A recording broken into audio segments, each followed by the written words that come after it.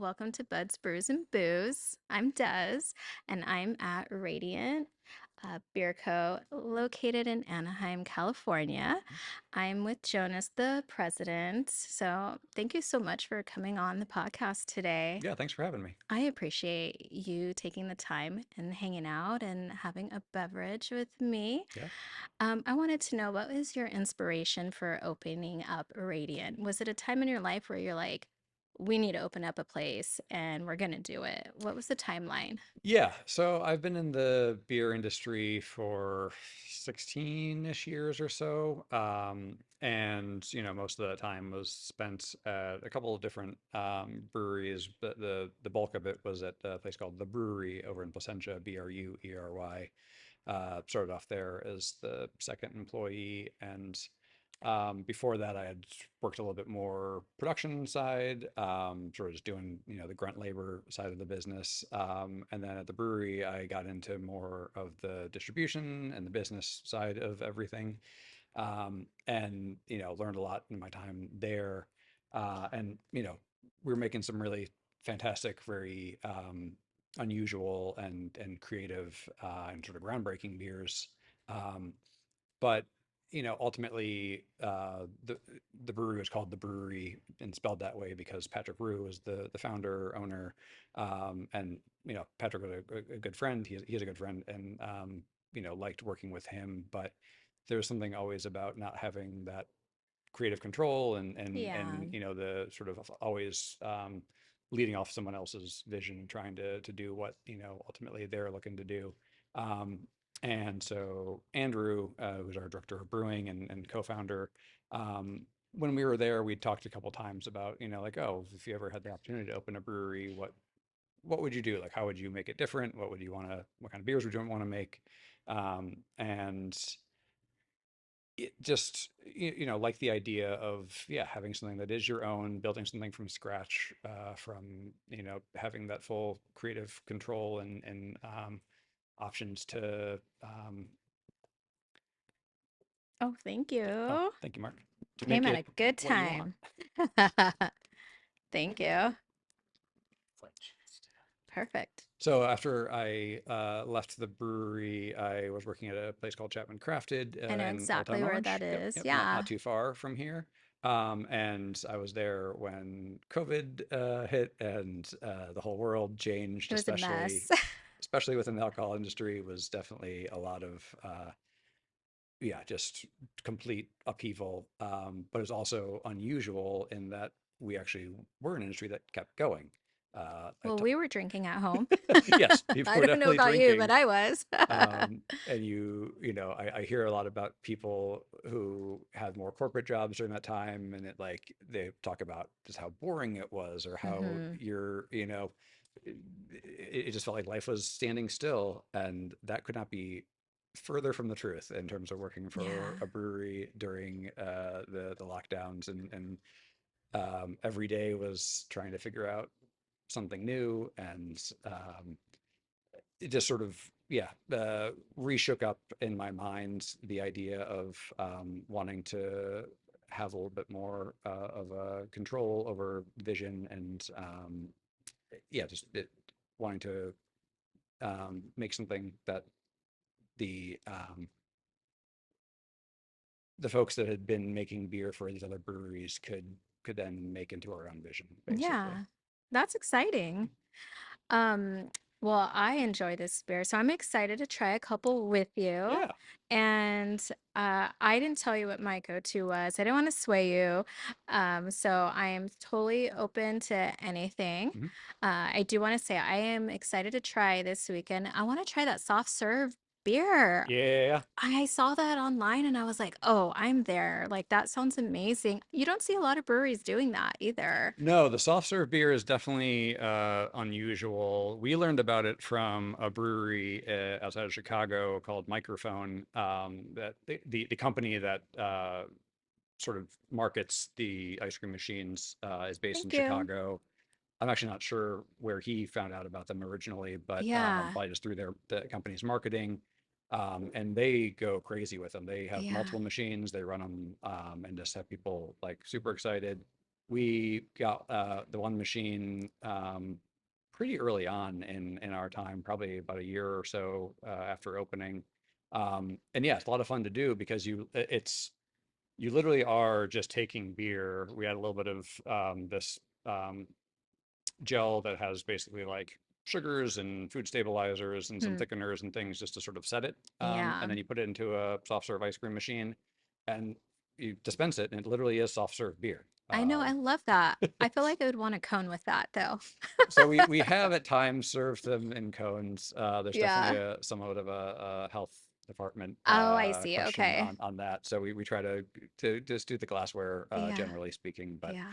um, but yeah, it's fun. It just really creates a different character in the beer. Yeah, it's totally different other than a slushy. A Mhm. lot of breweries do Yep. slushy. So when I saw that soft serve beer, I'm here for it. Yep. Yeah. Yeah. I Yeah. love that. Yep, yeah, the frozen stuff is definitely fun. That's something that we try to do every single weekend during the summer Yeah. or in Southern California when summer extends from, May to October-ish. Yeah. But we switch back and forth between the slushies and the frozen soft serve. It just allows for a different interpretation of those products. Yeah. And Perfect summer drink, yeah, you know? exactly. Dessert, summer drink.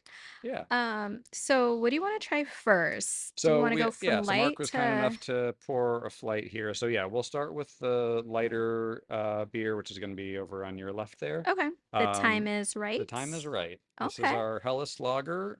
We just released this on Friday, in time for our annual Oktoberfest. I saw that this past weekend. That looked like a lot of fun. It is. It's a good time. Oktoberfest is definitely one of those beer-centric holidays that Yeah. is just, yeah, ton of fun for brewers and for Anybody drinkers. drinking? Yeah. I love that it's 4.9 because to be honest with you, I like a little less ABV. Hmm. So, because then I can have like a few Hmm. more. Yep. So, I'm excited to try that. Well, Cheers. cheers. Thank you. Thank you. So, it's light on the nose. Yep. Oh, it's good Thank you. I hope so. for refreshing. Yeah, Helles Lager, it's a traditional German lager. It's going to be less bitter than a Pilsner. Uh-huh. Going to have a little bit more balance between the malty backbone of the beer and some noble hopping. So to me, I get the aromas are sort of floral, a little bit fruity, and then the flavor profile, you really walk the line between that sort of biscuity malt and then those sort of hoppy notes, the again sort of floral, fruity, a little bit spicy even. Yeah, I think I taste the spice like on the back end. Mhm. I think it's really good. I feel like I could drink this kind of like an all day, Yep, like want to mellow out, just have a couple beers, like just kind of not go so hard, you know? yep, Since absolutely. it's nice and light, I would totally drink this again. Well, thank you. You know what I really like about Radiant is the graphics on all the Wow. cans. Hmm. It's very catchy. And so when I bring a 4-pack home, I like to give one out to Hmm. like my friends and like it's kind of like a fun keepsake. Like, oh, this is a really cool can, the design. And then they obviously like to drink beer, so they're even more excited. Well, thank you for that, first of all. um, but yeah, we definitely, with the name Radiant, we want to be colorful and lively and vibrant. Bright. Right? Exactly. Yeah. Yeah, our catchphrase is sending out light, which is one of the definitions of the word radiant, but also sort of that mantra of, again, trying to send out this positive vibe into Yeah. the world. And I love that because I feel like not a lot of breweries are like that. So you guys are unique in that aspect where you're trying to send out positive vibes, like have a good time, just have fun. And I think I enjoy that. Yeah, I like that positive aspect to this yeah. place, you know. So And that's definitely one of those things that was important in choosing that name. That honestly, choosing the name for Radiant was one of the hardest things that we yeah. did as we were getting Well, it's ready like a to open. tattoo. Yep, yep. It's a You want it, you don't want to ever change yep, it. So it's yep, permanent, you know, at least, some breweries do change their names. yep. But I think if you can stick with like something like this, it's key. Yeah, Yeah. and I think the common example of the breweries or any business that does change its name, it's usually because they are forced to by another business that had that Yeah. mark before, and so that's why we wanted to make sure that we had a name that was protectable, but also, yeah, fit that general understanding and ethos with Yeah. the brand. So Can you tell me how has it been owning your own brewery? Are you maybe there's more good times and bad? Like, I know it's a lot of hard work mhm. opening up your own business, but what are the positive things about having your own brewery? Yeah, great question. It's definitely a lot of work. A brewery is a very complex business because ultimately we are manufacturing, we're a retailer, we're a hospitality company, we're a distributor. We have, marketing functions and all that as well. So it's a lot of different businesses rolled into one package, which means it's never dull. Yeah. Busy. There's always things to be doing. There's always too much to be doing, really. But yeah, every day is another challenge, another new thing to Yeah. uh, talk Challenge about. is good, Mhm. it's not the same day every Yep. day. So I mean, I appreciate that. Yeah.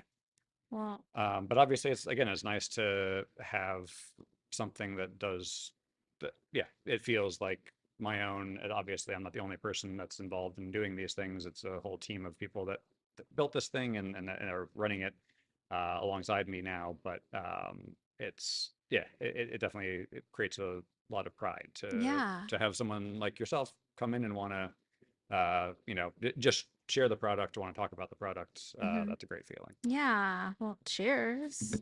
Um, I really enjoy coming here, and I feel like even the staff has been very welcoming to my wife and I, and we like going to a place that they'll talk to you, share a story, not just like pour a beer and give it to you. Mhm, So mhm. we just want you to know, like, we really enjoy this place. It's so much fun. That's great. So. That's great to hear. That's definitely what we're going for. So I'm glad, glad that you've experienced that. Yeah, we've never had a bad time here, so it's been really good. Yeah. Awesome. Thank you. Yeah, yeah.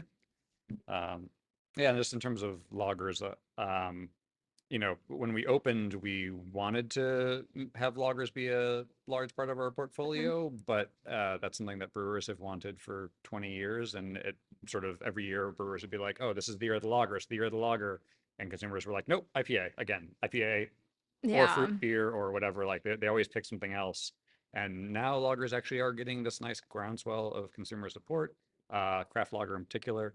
And yeah, so it's been nice that have been able to make that a sizable part of our production. Yeah. IPA is still overall is the largest portion of our production, but lagers are sort of right behind it. So I agree with you. I feel like a lot of people really want the hazy IPAs.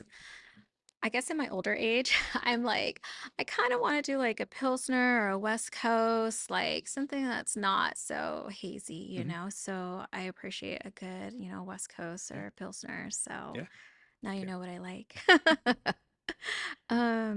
Do you want to try the next beer? Sure. Yeah, yeah. We can move on.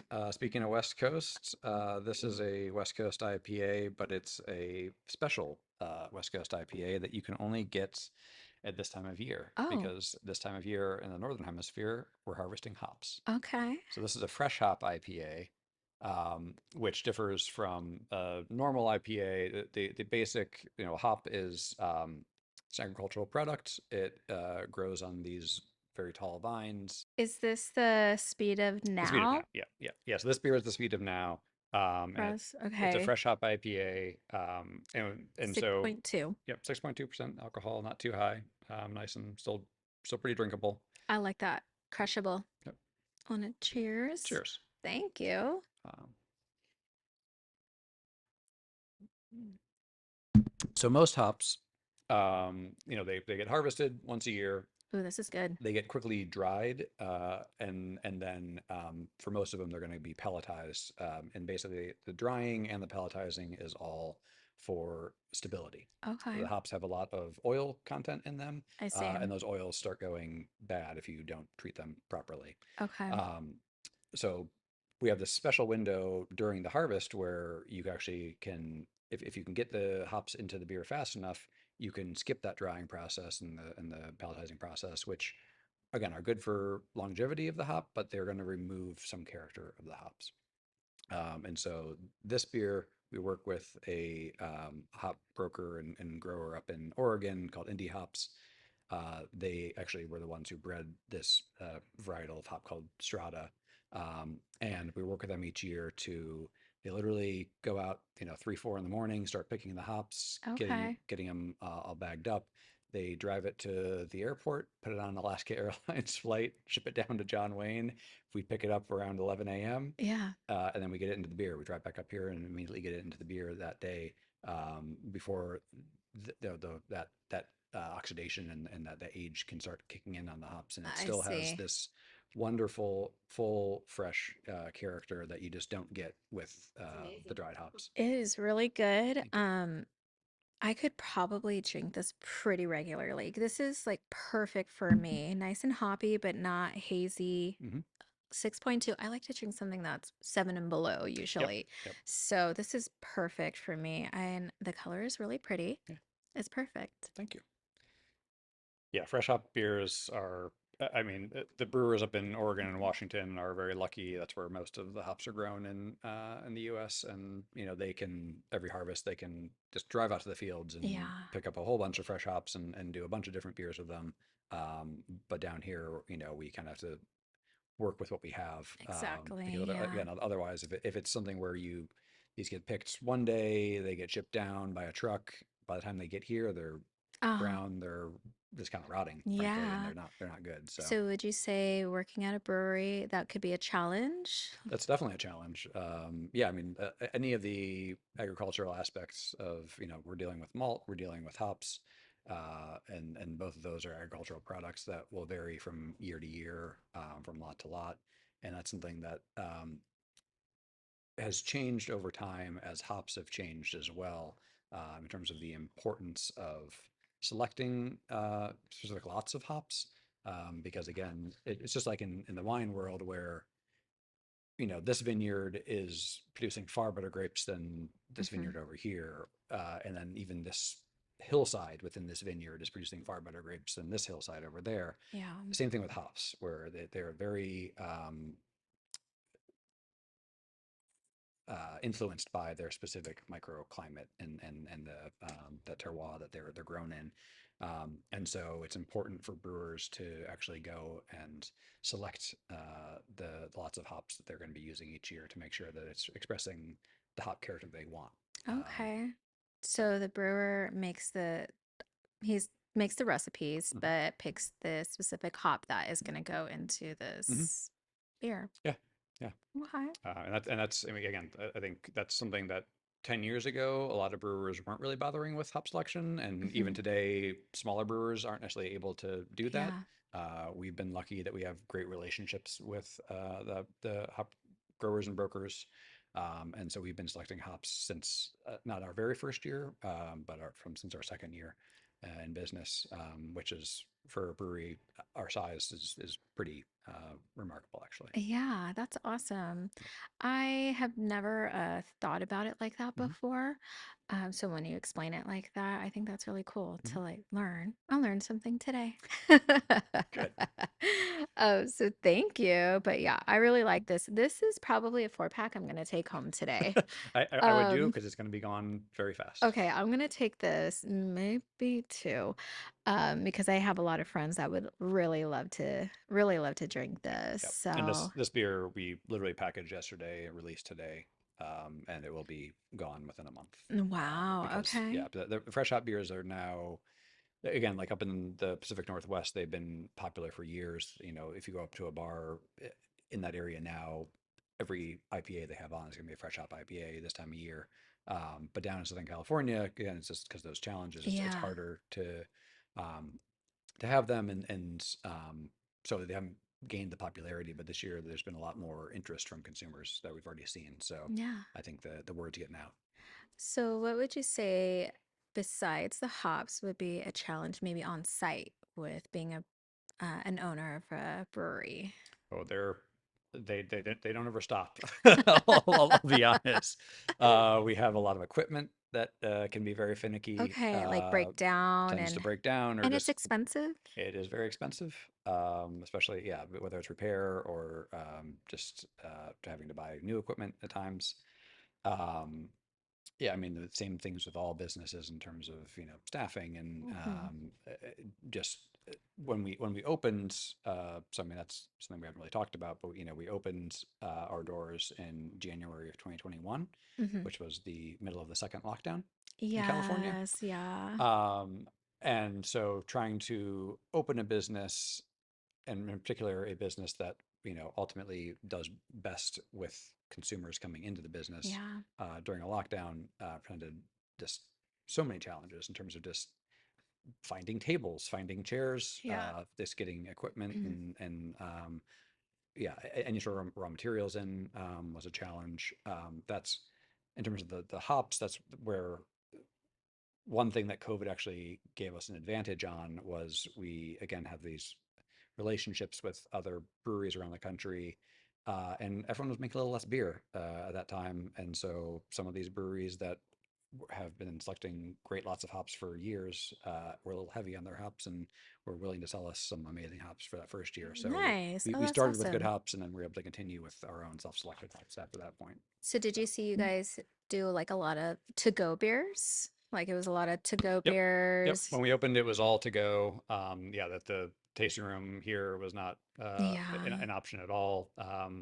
Toward the middle of February, then we started being able to do very limited open with food Yeah. required and seating people and all that fun stuff.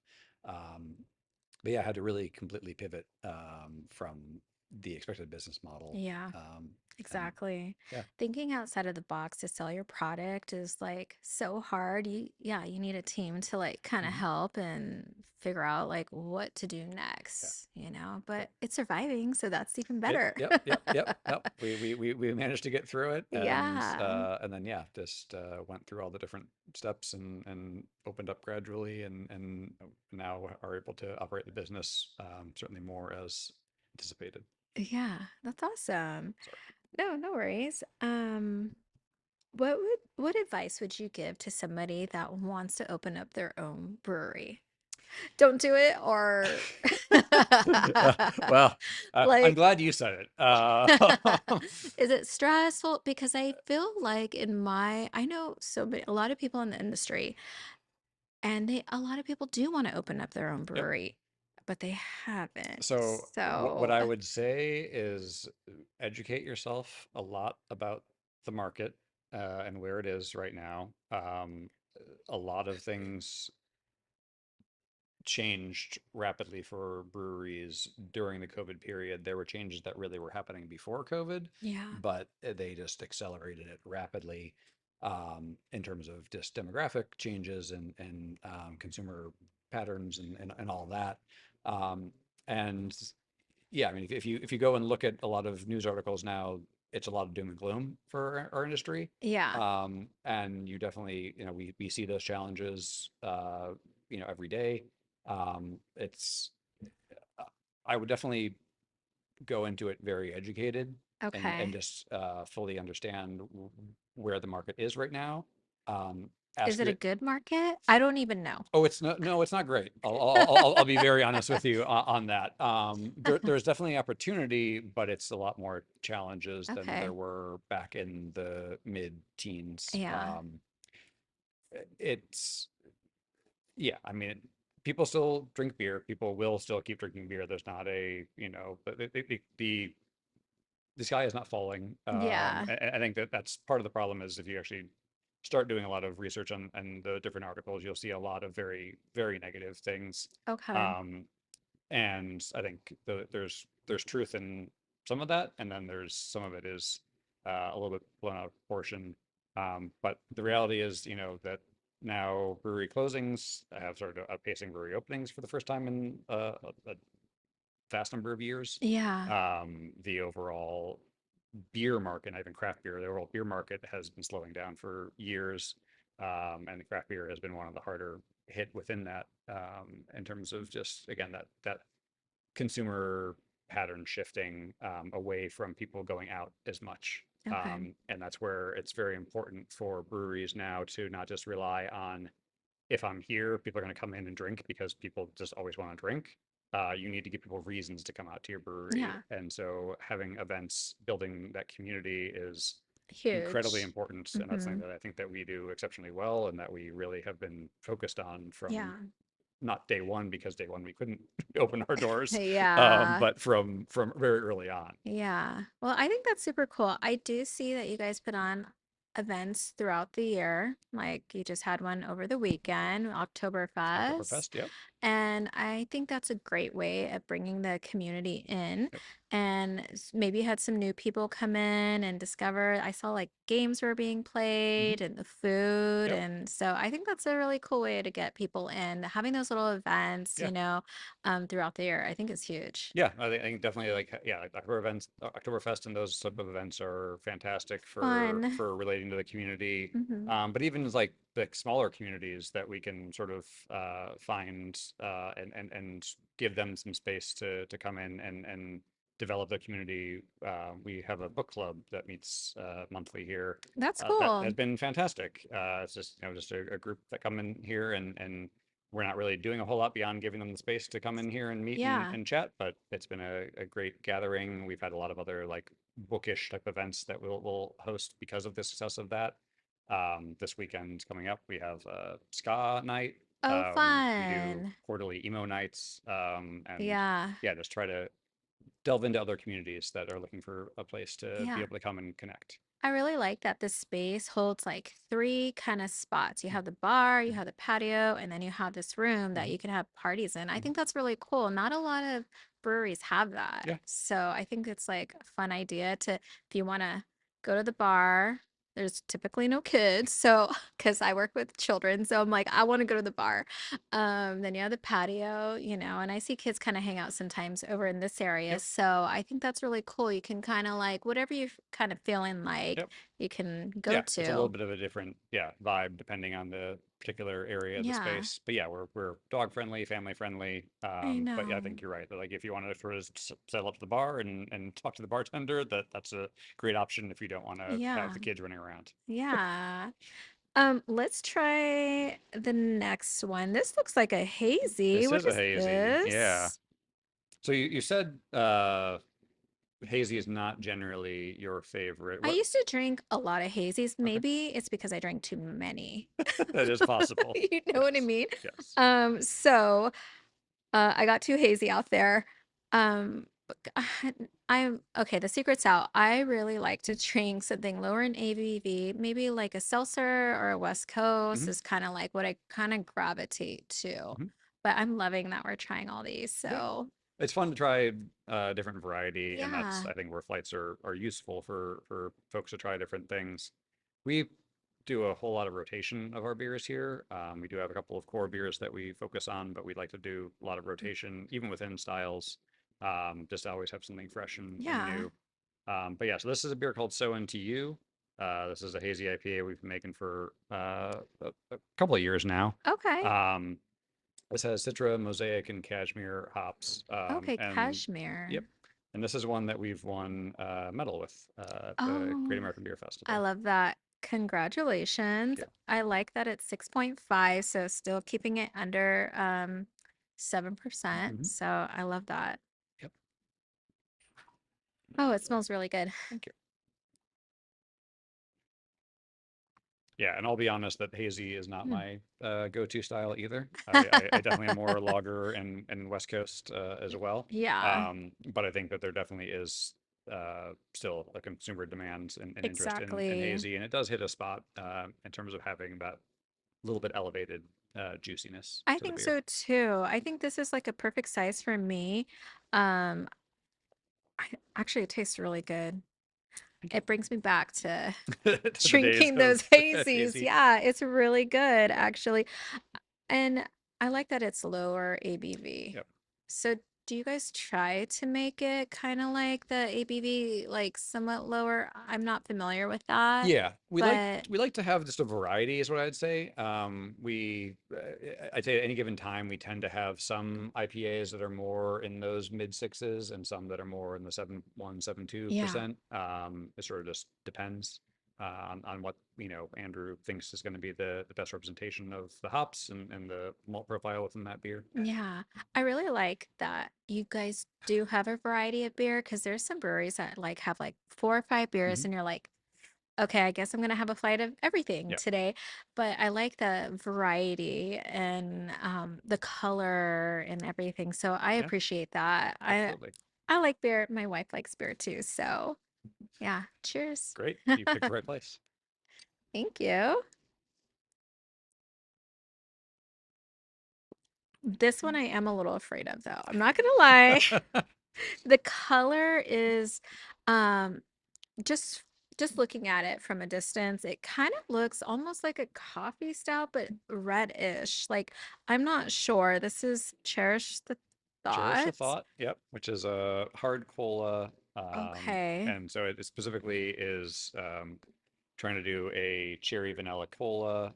I've Um, never heard of that before. yeah, and so it's a seltzer base, Oh, but then we add cherry concentrate, we add cola, and we add some vanilla as well, just to sort of round out that flavor and get a little bit more sweetness in there. And this is just, it's a really fun beverage. It's just something that's pretty different from what you're going to find at a lot of other it spots. does smell like a cherry Coke. Yeah. Cola. Sorry. You know, my wife would love this because she likes hard seltzers. Like that's kind of her go-to. Yep. So I think that's 6.1 6.1. ABV. Yep. I'm gonna taste it.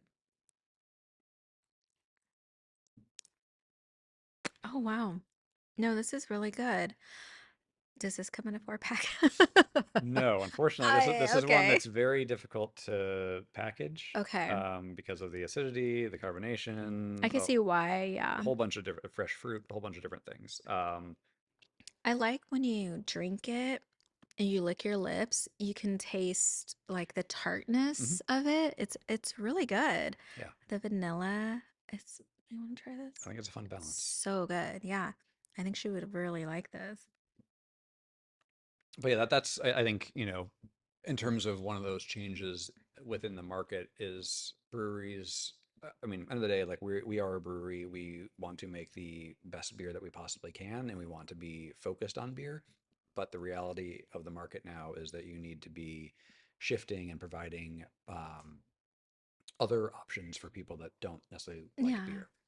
Again, with that idea of trying to build somewhere where it's a community space, someone wants to bring in their friends, someone doesn't, maybe someone's celiac, maybe someone just doesn't like beer, someone wants wine. And so having those options is really important. Super important. And seltzer Yeah. is one of those things that people do now expect any place that serves alcoholic beverages.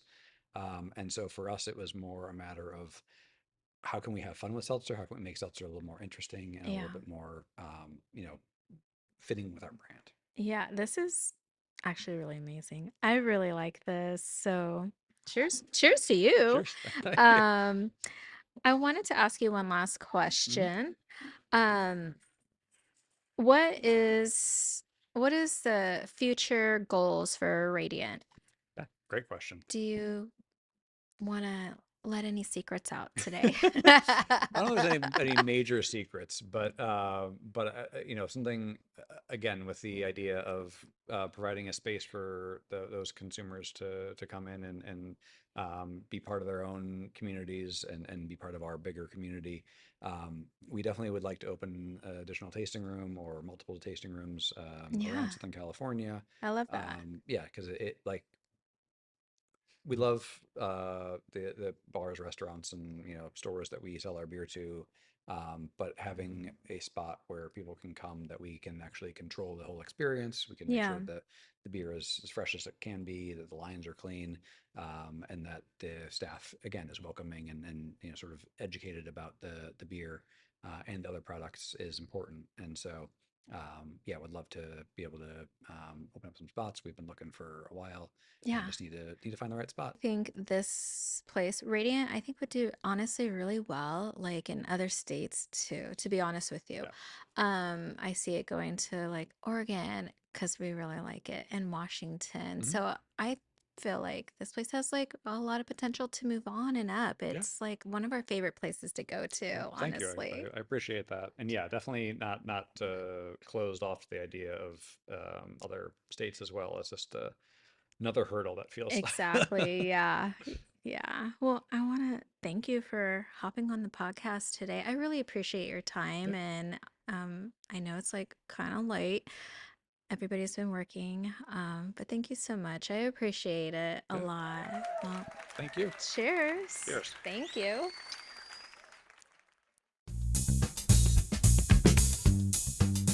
So this So, is Mark with uh, marketing. Mark for marketing.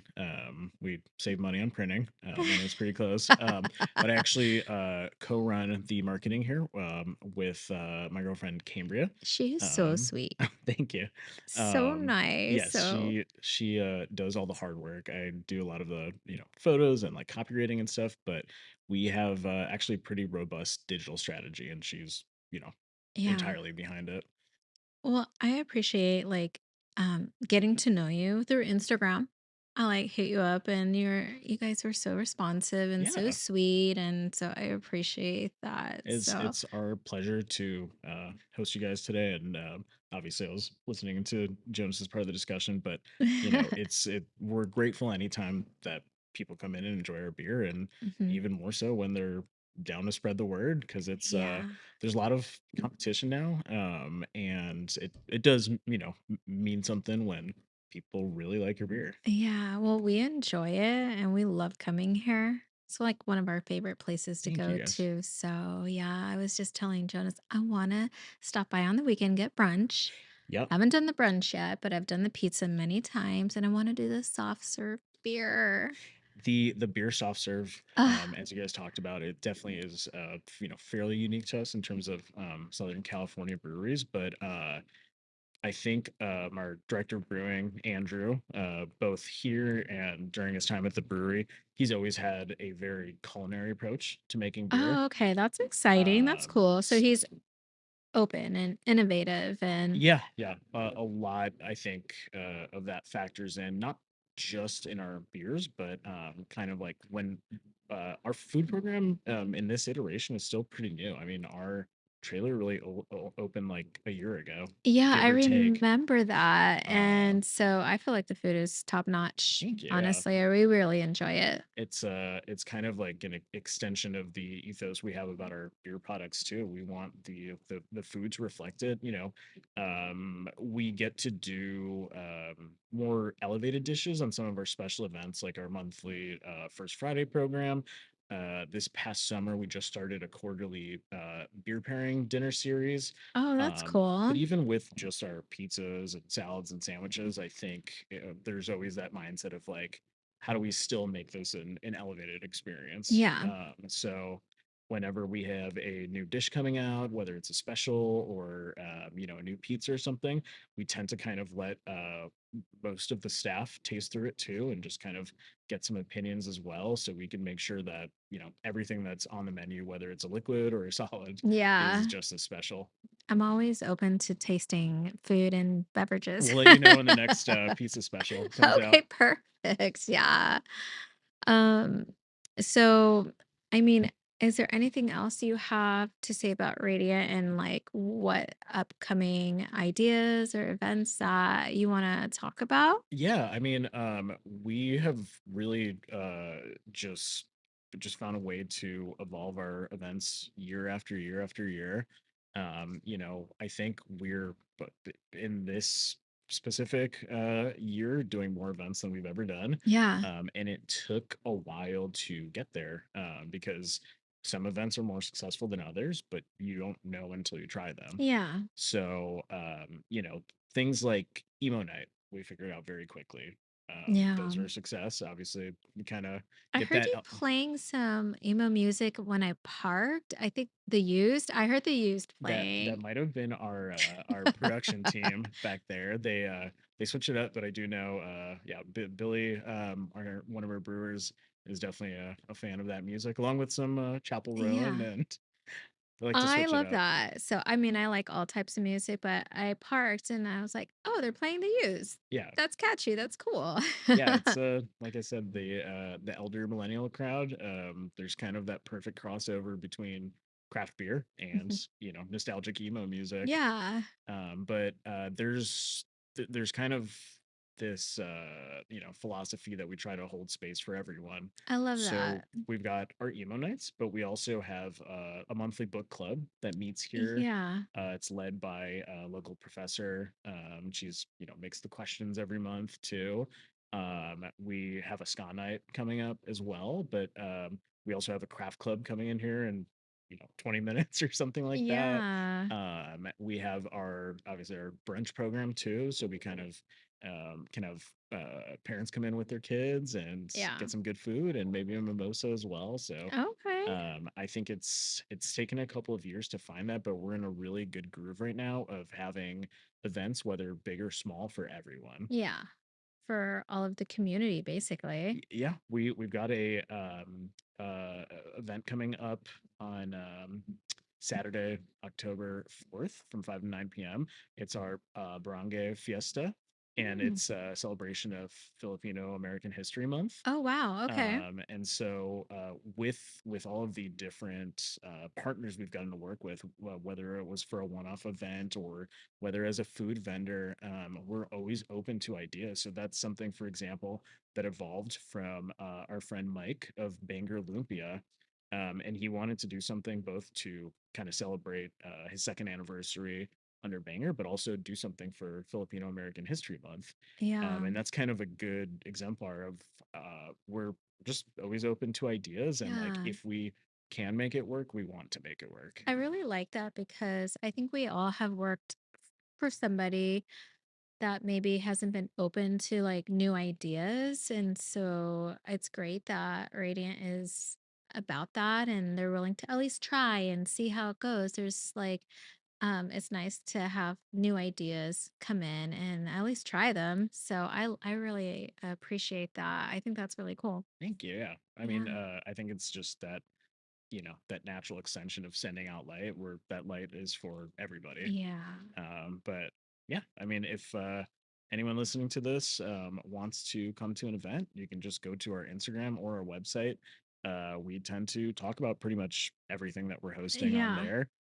We also have as an example of a complete 180, we're doing a Mario Kart night Oh, on Friday, fun. October 10th. So this large TV behind me, we essentially are hosting a Mario Kart tournament, and we have one of our frequent musical guest, which is a jazz ensemble. They actually score each race live. Okay, I need to come to that It's because super I have fun. to tell you something. I don't like playing against my wife because she's so competitive Yeah, with Mario Brothers, where if I don't win, it's like I'm not very good. It's just I play for fun, yeah. but she's very competitive. Well, But I want to come to that. yeah. It's nice That because you can sounds like watch other fun. people, Yeah. I will be get watching yeah. other people and Um, I'll have a beer on the yeah. side. Yeah. That sounds like Yeah. fun. Well, I appreciate your Of course. time and Thank you guys getting for coming. together and you and Jonas I appreciate it so much. We do and um cheers until next time. Until All next time. right. Thank Thank you. you for visiting. Of course. Cheers. Thank you.